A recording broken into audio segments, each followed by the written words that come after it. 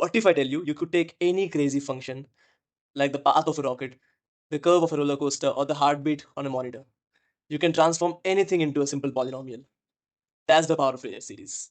A concept that is more than 300 years old but still is at the heart of modern physics, machine learning, and computer graphics. How does it work? How can we approximate a function like a complex function into a simple polynomial? जानेंगे इस video पे. Preview. Hey everyone, welcome to our channel Fraction Olympiads. This is idea 2 of our problem solving series, approximations. We are going to pick Taylor's series for this video. We're going to see how it's going to convert a mighty function like cosine function into a simple polynomial function. We'll see the power of Taylor series in this video, and we'll see how can we generalize this function, this series, for any general function. So talking about cosine function, so let's first define a function called fx, which is equal to cos x. And we'll define another function px, which is a polynomial function, in the form of c0 plus c1x plus c2x square and other higher order terms. But for now, for the derivation part, we'll just pick c0 plus c1x plus c2x square. Higher orders को अभी हम लोग neglect कर सकते हैं, but will see जितना हम लोग धीरे धीरे हायर ऑर्डर्स को इंक्लूड करते जाएंगे, हमारा जो अप्रोक्सीमेशन है वो और थोड़ा बेटर बनता जाएगा. तो let's define first cos x in this form. So मैं इतना बोलना चाह रहा हूँ कि जो fx का जो फंक्शन है ना, जो cos x है, जीरो के अबाउट इसका जो बिहेवियर होगा और ये जो पॉलिनोमियल है उसका बिहेवियर सिमिलर होगा. तो उसका जो कंडीशन है वो हम लोग पहला क्या यूज कर सकते हैं, जो cos जीरो का वैल्यू होगा इस पॉलिनोमियल का भी वैल्यू जीरो पे सेम ही होना चाहिए. तो अगर मैं इसका f0 निकाल दूं तो पहला स्टेप है मुझे f0 का जो वैल्यू है वो निकालना है. तो f0 का जो वैल्यू है वो comes out to be cos 0 which is 1. And similarly जो p0 का वैल्यू है वो comes out to be c0 plus c1 times of 0 plus c2 times of 0. And in fact जो हायर ऑर्डर टर्म्स भी होंगे वो भी समथिंग मल्टीप्लाइड बाय 0 हो जाएगा. तो eventually it turns out to be only c0. तो हमें जो पॉलिनोमियल मिल गया उसका बिहेवियर हमें दिख गया कि इसका जो वैल्यू 0 पे होगा वो c0 होना चाहिए, और पता है हमें कि cos का भी वैल्यू 1 होना चाहिए. तो अगर हम दोनों को यहाँ पे इक्वेट करें कि f0 should be equal to p0, then यहां से हमें मिलता है कि c0 का जो वैल्यू है वो आ जाएगा 1. तो एक कांस्टेंट हमें यहाँ पे मिल गया. अब यहां से हम लोग इस पॉलिनोमियल को वापस थोड़ा रिडिफाइन करेंगे क्योंकि एक कांस्टेंट निकल गया. अब ये जो था ये पहला स्टेप था जहां पे हमने बस एज्यूम किया fx को. अब सेकेंड स्टेप पे हम लोग वापस से रिडिफाइन कर रहे हैं इसको क्योंकि एक कांस्टेंट मिल गया हमें. तो we can say that px is equal to 1 plus c1x plus c2x square. Correct? Now for this part we are free to choose any values of c1 and c2 क्योंकि यहां पे हमने कुछ कंडीशन अब तक यूज नहीं किया है. Free to choose any c1 and c2. अगर एक बार हम लोग कोसाइन के ग्राफ को देख ले, लेट्स सी कि क्या मिलता है हमें यहाँ पे. ये आपको पता है कि कोसाइन का जो ग्राफ है वो थोड़ा बहुत ऐसा दिखता है. ठीक है, जो x0 पे वैल्यू है उसका 1 आता है कॉस का वैल्यू. तो हमारा जो फंक्शन है ना उसका भी वैल्यू कुछ 1 ही आ रहा है. तो हमारा जो फंक्शन है वो कुछ ऐसा दिख रहा है ना, 1 plus some constant times of x plus some constant times of x square. तो अगर हमने c1 को x ले लिया और c2 को भी, c1 को 1 ले लिया और c2 को भी 1 ले लिया, तो ये जो पॉलिनोमियल है वो कुछ ऐसा दिखता है जो कि काफी डिफरेंट है कोसाइन के ग्राफ से. इनफैक्ट मैं कुछ भी यहाँ पे वैल्यूज पिक करूँ ना, ये ग्राफ अपना बिहेवियर चेंज करता जाएगा. Let's change the colour of this graph for now, या फिर रहने देते हैं अभी के लिए. ठीक है, तो ये ग्राफ अपने हिसाब से उसको बदलता जाएगा. Now if we pick any other values, मान लो यहाँ पे मैंने 3 पिक कर लिया, यहाँ पे मैंने 4 पिक कर लिया, the graph is going to change इस बिहेवियर. मतलब कुछ और कंडीशन हमें डिफाइन करना होगा ताकि मैं धीरे धीरे इस ग्राफ को कोसाइन की तरफ ला सकूं, या फिर जो जीरो पे कोसाइन का वैल्यू है मैं उसके अबाउट थोड़ा सा इसको, मान लो जीरो पे यहाँ पे जो वैल्यू है मैं थोड़ा सा ये कर्वेचर ला सकूं. तो एक मुझे क्या स्टेप मिल रहा है कि जो टेंजेंट है ना कोसाइन का, इस ग्राफ का भी टेंजेंट कुछ ऐसा ही होना चाहिए. तो जो टेंजेंट कोसाइन का होगा 1 पे which is a simply straight line, मतलब मान लो स्लोप उसका 0 है, तो जो मेरा ग्राफ होगा ना उसका भी स्लोप 0 ही बनना चाहिए। ठीक है, तो ये आ गया मेरा सेकंड कंडीशन। तो coming to our second condition, हमें ये दिख गया कि हाँ इसका जो डेरिवेटिव है उसका वैल्यू 0 होना चाहिए 0 पे। तो इसका डेरिवेटिव निकाल लो भैया आप। तो ये एफ डैश 0 क्या निकल जाएगा आपका, माइनस, मतलब एफ डैश एक्स निकाल लो पहले, ये आ जाएगा माइनस साइन एक्स। और यहाँ पे अगर आप एफ डैश 0 पुट कर दोगे, this value comes out to be minus sine 0 which is 0 and which is obvious, हमने ग्राफ में देख लिया था कि जो स्लोप है वो 0 होगा 1 के वैल्यू पे। ठीक है, सिमिलरली अभी अगर हम इस पॉलिनोमियल को डिफरेंशिएट करें, क्योंकि पॉलिनोमियल को डिफरेंशिएट करना या फिर इंटीग्रेट करना बहुत आसान है, तो अगर किसी भी हम लोग कॉम्प्लेक्स फंक्शन को हम लोग पॉलिनोमियल टर्म्स पे रिप्रेजेंट कर दें, उसका जो कंप्यूटेशन है बहुत ईजी बन जाएगा। And higher order terms will also contain x, मतलब यहाँ पे कुछ एक्स स्क्वायर टर्म रहेगा, यहाँ पे कुछ एक्स क्यूब टर्म रहेगा एंड सो ऑन। एंड यहाँ पे अगर मैं p0 पुट करूँ, this comes out to be 1 plus c1 and the other higher order terms become 0। एक सेकंड, यहाँ पे 1 0 हो जाएगा ना, sorry that's my bad. The higher order terms become 0, correct.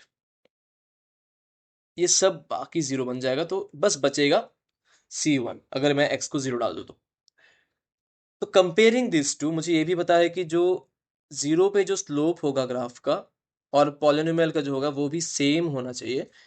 And coming to this we can find that f dash 0 0 है, p dash 0 c1 है, तो c1 का वैल्यू 0 निकल गया। ये हो गया और एक स्टेप।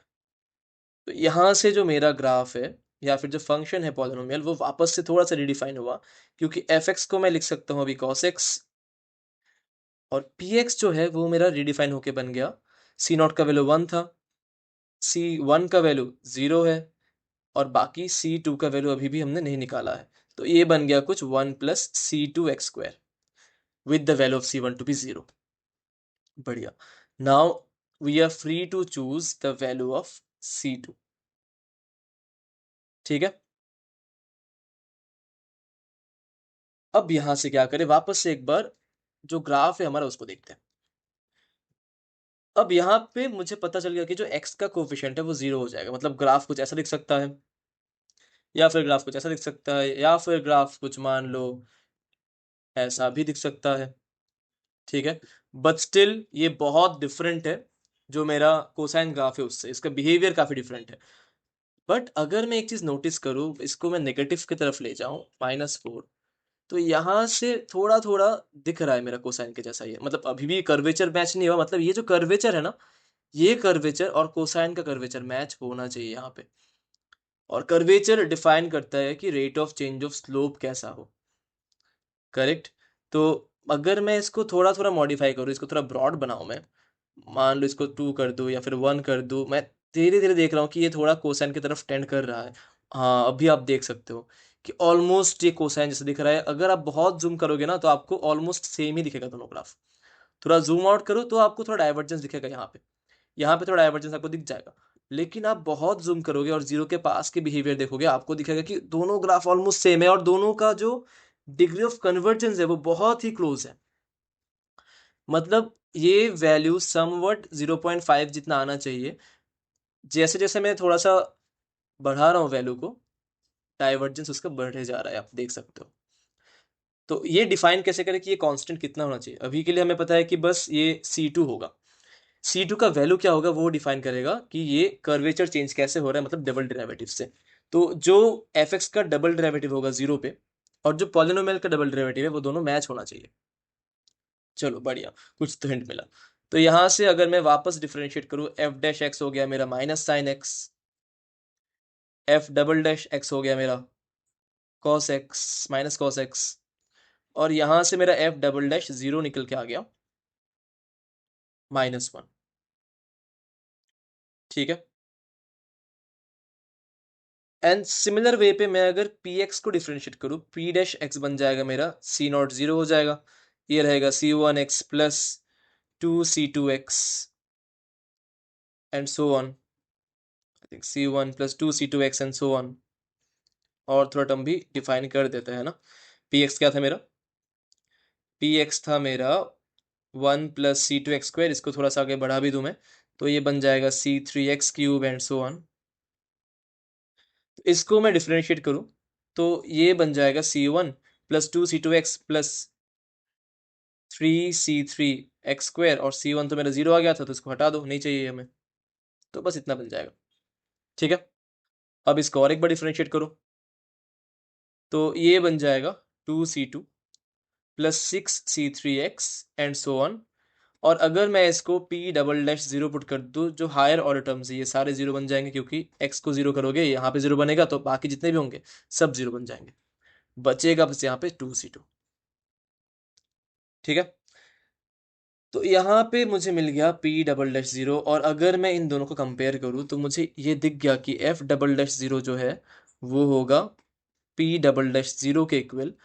एंड जहाँ से हमें मिल गया कि 2c2 का जो वैल्यू है वो -1 होना चाहिए, तो यहाँ से c2 का वैल्यू निकल गया -½ और हमने थोड़ा सा हिट एंड ट्रायल ग्राफ में लगा लिया था और हमें दिख गया था कि उसका जो वैल्यू है थोड़ा बहुत -½ जितना ही आ रहा था, एंड वो उतना ही आ रहा है। मतलब ये जो फंक्शन अभी हमने निकाला पॉलिनोमियल, वो डिफाइन हो गया वापस से। अगर एफ एक्स मेरा कॉस एक्स है और एफ पी एक्स मेरा 1 + c1 0 हो गया, c2 बन गया -½ टाइम्स ऑफ x² प्लस बाकी c3x³ वगैरह अभी भी बचे होंगे। मतलब मैं हायर ऑर्डर टर्म्स को थोड़ा सा नेग्लेक्ट कर दूं तो मुझे इतना समझ आ गया कि जो cos x वाला फंक्शन है ना, वो अप्रोक्सीमेटली हम लोग लिख सकते हैं 1 - ½ of x² around 0, around x = 0 approximately ये सेम होने वाला है। एक बार ग्राफ से मैं आपको वापस से दिखा देता हूँ। जो ग्राफ है उसमें आपको दिख जाएगा कि यहाँ पे जो वैल्यू है, अगर मैं c2 का वैल्यू हाफ डाल दूँ तो आपको बहुत क्लोजली उसका बिहेवियर दिखाएगा कि बहुत सिमिलर बिहेवियर है। ठीक है, तो ये हो गया cos x का अप्रोक्सीमेशन। अब इसी फंक्शन को हम लोग जनरलाइज करेंगे फॉर अदर फंक्शंस, या इसी थ्योरम को, इसी सीरीज को हम लोग जनरलाइज करेंगे फॉर सम अदर फंक्शंस। तो यहाँ पे आपको क्या दिख रहा होगा, एक कोई भी रैंडम फंक्शन है एफ एक्स, मैंने cos x लिया था यहाँ पे, बट अगर इसको मैं पॉलिनोमियलाइज करना चाहूँ c0 plus c1x plus c2x² plus c3x³ इस हिसाब से, तो फर्स्ट स्टेप जो मुझे करना है, मुझे चेक करना है कि जहां पे अगर मुझे इसको जज करना है for values near by x = 0, values near x = 0, अगर मुझे इस पार्ट को बस एनालाइज करना है तो मुझे क्या देखना होगा, मुझे फर्स्ट ये देखना होगा कि जो x = 0 पे एफ एक्स का वैल्यू होगा और जो पी एक्स का वैल्यू होगा वो दोनों सेम होने चाहिए। तो फर्स्ट स्टेप जो मेरा बन जाएगा वो है f0 जो होगा वो p0 के इक्वल होना चाहिए। ये फर्स्ट स्टेप है। p0 कितना बन जाएगा यहाँ पे आपका f0, और p0 आ जाएगा आपका c0, बाकी सब टर्म्स आपके 0 बन जाएंगे। That's the power of Taylor series की जिस पार्ट को मैं बस एनालाइज कर रहा हूँ वही बस रहेगा और बाकी सारे पार्ट यहाँ पे 0 बन जाएंगे। तो यहाँ पे c0 आ गया आपका f0, बाकी जितने भी हायर ऑर्डर टर्म्स है वो मुझे यहाँ पे डिस्टर्ब नहीं करने वाला। तो मैं सिंपली बोल सकता हूँ कि जो c0 वाला टर्म है ना, ये बस मेरे इंटरसेप्ट को डिफाइन करने वाला है, कंट्रोल्स द इंटरसेप्ट।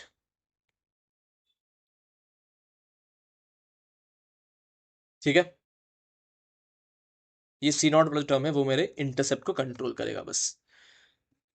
तो यहां से मेरा जो पॉलिनोमियल फंक्शन है वो वापस से थोड़ा डिफाइन हुआ, f0 plus c1 times of F x plus, sorry, c1 times of x plus c2 times of x²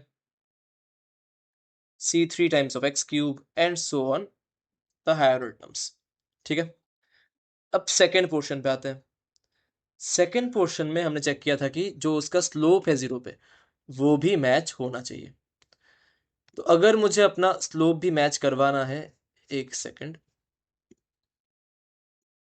हाँ, अगर मुझे अपना स्लोप भी मैच कराना है तो मैं ये बोल सकता हूँ कि जो f डैश एक्स का वैल्यू होगा वो पी डैश एक्स के इक्वल होना चाहिए, है ना, करेक्ट। तो यहां से ये भी निकालते हैं। तो एफ डैश एक्स क्या हो जाएगा आपका, इसको रहने देते हैं ऐसे ही। एफ डैश एक्स नहीं, एक्चुअली एफ डैश जीरो और पी डैश जीरो सेम होना चाहिए, ठीक है। तो एफ डैश जीरो अगर मैं पुट कर दूं यहाँ पे, पी डैश क्या हो जाएगा, पी डैश बेसिकली क्या था, एफ जीरो तो जीरो हो जाएगा, इसका डिफरेंशिएशन जीरो है। तो ये भी काफी अच्छी बात है, जो टर्म्स में ऑलरेडी डिफाइन कर दे रहा हूँ ना, जिसके वैल्यूज में मिल गए ऑलरेडी, वो वापस से चेंज नहीं होने वाले डिपेंडिंग ऑन अदर कंडीशंस, क्योंकि उनका जो डिफरेंशिएशन है वो हमेशा जीरो बन जाएगा। मतलब मैंने एक बार डिफरेंशिएट किया, तो जो उसका पहला टर्म था विच इज सी नॉट, वो जीरो बन गया। मैं दो बार डिफरेंशिएट किया, तो जो पहला और सेकंड टर्म है, सी नॉट वाला टर्म और सी वन वाला टर्म, वो दोनों जीरो बन जाएंगे। तो बस जो C2 है वो ही कंट्रोल करेगा डबल डेरिवेटिव को, जो C1 है वो कंट्रोल करेगा सिंगल डेरिवेटिव को, और जो C0 है वो कंट्रोल करेगा बस कांस्टेंट को। देखते हैं आगे। इसमें आप कंट्रोल्स इंटरसेप्ट बोल दो या फिर कंट्रोल्स द कांस्टेंट टर्म बोल दो, ठीक है। बस C0 ही रेस्पॉन्सिबल है उसके लिए। अब आगे बढ़ते हैं। इसको अगर मैं डिफरेंशिएट करूं तो F0 तो जीरो बन जाएगा, तो ये बस C1 बन जाएगा एक, प्लस बनेगा 2C2x plus 3C3x² and so on at a value of x equal to zero. और x को जीरो डाल दूंगा तो हायर ऑर्डर टर्म सारे जीरो बन जाएंगे, बचेगा बस C1, ठीक है यहां तक। तो यहां से C1 मेरा निकल के आ जाएगा f डैश जीरो। तो आपको ये दिख रहा होगा कि C1 जो टर्म है ये बस कंट्रोल कर रहा है, this only controls the first derivative which is basically slope, only controls the first derivative, or you can say the slope, ठीक है। आगे बढ़ते समय अब थर्ड स्टेप जो है उसमें आपको दिख गया था कि हमने डबल डेरिवेटिव जो है उसको चेक किया था जीरो पे। तो डबल डेरिवेटिव आप रख दो ऐसे, एफ डबल डैश जीरो। अब पी डबल डैश जीरो क्या होगा देख लो। आपको यहाँ से फंक्शन, नया फंक्शन क्या मिल गया था, पी एक्स, आपको नया फंक्शन मिल जाएगा। यहाँ पे क्या था, एफ जीरो प्लस C1 बन गया था F dash zero x, C2 अभी हमें निकालना है, C3x³ एंड सो ऑन, ये चलता रहेगा, ठीक है। एफ डैश जीरो हमने निकाल लिया था, हम उसी चीज को दोबारा एक बार यूज कर लेंगे ताकि हमें वापस से बार बार ना करना पड़े, ठीक है। ये हमने निकाला था एफ डैश एक्स का वैल्यू। अब इसको चलो डिफरेंशिएट करो वापस, तो C1 वाला टर्म जीरो बन जाएगा, बचेगा बस 2C2 यहाँ पे, यहाँ बचेगा 3 times of 2 times of C3x plus dot dot dot, और इसको हमें निकालना है x इक्वल टू जीरो पे। तो वापस से जो हायर ऑर्डर टर्म्स है वो जीरो बन जाएंगे। तो यहां से मेरा C2 निकल के आ गया F double dash zero by two, and this term controls the rate of change of slope. This term controls the rate of change of slope, और या फिर आप बोल सकते हो ये कंट्रोल करेगा डबल डेरिवेटिव, ठीक है। तो that's the power of Taylor series, जहां पे आप अगर x जीरो डालोगे तो जो हायर ऑर्डर टर्म्स है वो सारे कैंसिल हो जाएंगे, और अगर आप दो बार डिफरेंशिएट करोगे तो जो पिछले डेरिवेटिव्स थे वो भी जीरो हो जाएंगे, या फिर जो पिछले कांस्टेंट्स थे। तो मान लो मैंने डबल डेरिवेटिव किया, तो बस यहाँ पे जो सेकंड ऑर्डर है x² वाला जो फैक्टर होगा वो बस रहेगा, यहाँ पे C2 रेस्पॉन्सिबल होगा। अगर मैंने ट्रिपल डेरिवेटिव किया तो बस C3 रेस्पॉन्सिबल होगा। अगर मैंने n टाइम्स डेरिवेटिव किया तो यहाँ पे जो Cn टर्म है बस वो रिस्पॉन्सिबल होगा। तो यहाँ पे जो मैं नया फंक्शन डिफाइन कर रहा हूँ वापस, px, वो बन गया आपका f0 plus f dash zero x plus f double dash 0 by 2 x square and C3 x cube. और यहाँ पे आपको एक पैटर्न भी नोटिस हो रहा होगा, जैसे ही मैं वापस से P डबल डैश 3 निकालूंगा या फिर P डबल डैश 0 निकालूंगा, ये टर्म 0 बन जाएगा, ये टर्म भी 0 बन जाएगा, जिसके भी पावर्स 3 से कम है वो सारे 0 बन जाएंगे। और जो ये वाला टर्म है ना, इसका डिफरेंशिएशन क्या आएगा, 3 बार डिफरेंशिएट होगा। तो पहले तो एक्स क्यूब था, C3 को भी रहने देते हैं, पहले एक्स क्यूब था, एक बार डिफरेंशिएट किया तो 3 आगे आया और 2 आया यहाँ पे, 2 बार डिफरेंशिएट किया तो 2 आया और 1 आया यहाँ पे, और एक बार किया तो यहाँ पे 1 आया और यहाँ पे 0 बन गया। तो इसी पैटर्न को अगर हम इंडक्शन वाइज कंटिन्यू करें, हमें ये दिख गया कि अगर मैं पी एन टाइम्स किसी भी एक फंक्शन को डिफरेंशिएट करूंगा, तो जो पहले के टर्म्स होंगे वो सारे 0 बन जाएंगे, और जो सी एन एक्स एन है वो बस रहेगा, और उसका डेरिवेटिव निकालना होगा हमको, d d x of C n x n, बस ये बचेगा, क्योंकि आगे के सारे टर्म्स 0 बनते रहेंगे। और इनफैक्ट बाकी जो टर्म्स होंगे ना, इसको हमें एक्स इक्वल टू 0 पे कंप्यूट करना है, और इनफैक्ट बाकी जो टर्म्स होंगे वो भी रहेंगे वहां पे, लेकिन द प्रॉब्लम इज जैसे आप 0 डालोगे वो सब 0 हो जाएंगे। तो यहाँ पे C n plus one x n plus one रहेगा, लेकिन ये सब वैल्यू 0 बन जाएंगे, क्योंकि एक एक्स का टर्म यहाँ पे बच जाएगा हमेशा। ठीक है, जैसे यहाँ पे आपको दिख गया, मैं एग्जांपल दे देता हूँ। अगर यहाँ पे मैंने C4 X4 किया, तो ये बन जाएगा 4 times of 3 times of 2 times of 1 times of C4 X, ऐसा रहेगा कुछ यहाँ पे। ठीक है, X4 को किया तो 4 यहाँ पे नीचे आएगा, मतलब एक बार डिफ्रेंशिएट किया तो ये क्या बन जाएगा आपका 4C4 X क्यूब, फिर बन जाएगा 4 × 3 times of C4 X square, फिर बन जाएगा 4 times of 3 times of 2 × X। तो यहाँ पे एक X का टर्म रहेगा और बाकी हायर ऑर्डर टर्म्स रहेंगे। तो जैसे ही आप 0 पुट करोगे ये वाला पार्ट 0 बन जाएगा। तो यहाँ पे बोल सकते हो कि अगर मैंने n टाइम्स डिफरेंशिएट किया तो बचेगा बस एक ही term, d d x of C n x power n, which we need to compute at x equal to 0। और यहाँ पे आप देख लो, जितनी भी बार आप करते जाओगे डिफरेंशिएट, पहले n नीचे आएगा, फिर n-1 आएगा, फिर n-2 आएगा, और ये करते करते चलेगा जब तक 3 times of 2 times of 1 times of C n times of x to the power 0 नहीं बच जाता। और यहाँ पे आप देख सकते हो, this part comes out to be n factorial times of x power C n x power 0। और पी एन जीरो जो है, हम लोग उसको एफ एन जीरो के साथ भी इक्वल कर देते हैं, क्योंकि 0 पे पी एन का जो फंक्शन होगा, मतलब पी एनथ डेरिवेटिव का जो फंक्शन होगा या फिर बिहेवियर होगा, और जो फंक्शन हम लोग यहाँ पे ले रहे थे उसका भी बिहेवियर सेम ही होगा।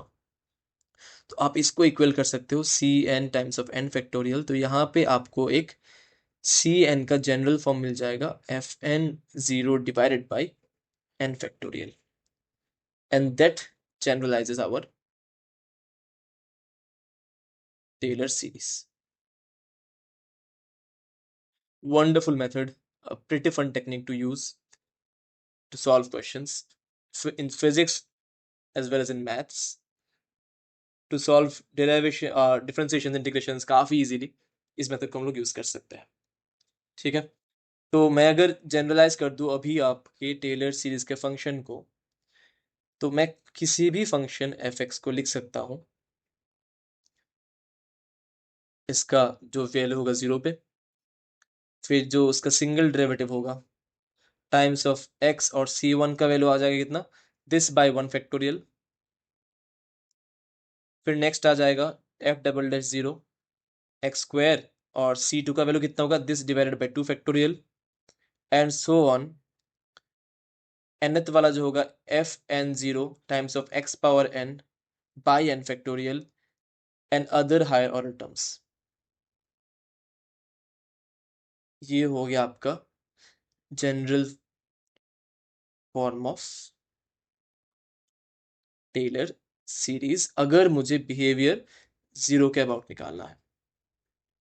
ठीक है, और अगर मुझे बिहेवियर किसी और एक पॉइंट के अबाउट निकालना है, तो मैं इसको थोड़ा सा ऑरिजिन शिफ्टिंग कैसे कर दूंगा, तो ये बन जाएगा f a plus f dash a, मान लो 0 की जगह बस ए आ गया, x minus a by 1 factorial plus f double dash a x minus a square by 2 factorial and so on. यहाँ पे हमने शिफ्टिंग कर लिया ताकि किसी भी एक ए पॉइंट के अबाउट बिहेवियर हमें मिल जाए उस फंक्शन का। So this signifies behavior about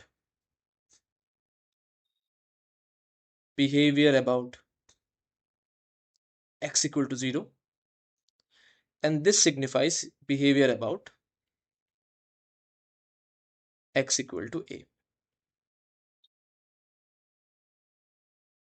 आगे की वीडियोस पे will see questions on it, examples on it, and will see how to apply Taylor series in physics problems. मिलते हैं जल्दी।